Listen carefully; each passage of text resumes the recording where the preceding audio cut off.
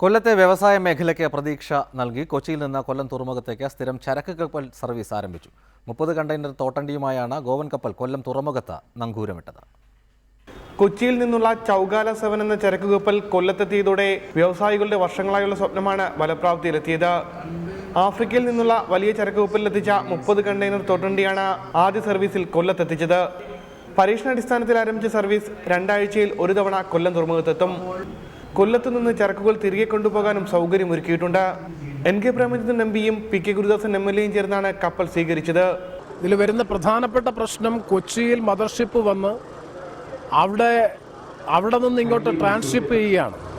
അതുകൊണ്ടുണ്ടാകുന്ന 2 handling charges ഉണ്ട്. ആ 2 handling charges economically viable ആണോ എന്നുള്ള പ്രധാനപ്പെട്ട പ്രശ്നമുണ്ട്.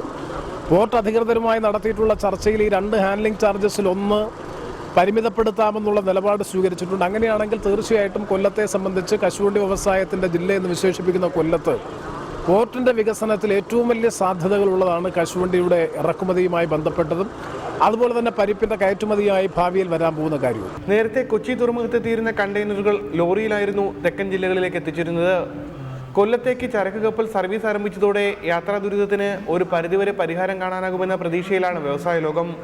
പദ്ധതി ലാഭകരമായാൽ ആഴ്ചയിൽ ഒരു സർവീസ് നിലയിൽ തുടങ്ങാനും ഉദ്ദേശമുണ്ട്. റിപ്പോർട്ടർ, കൊല്ലം.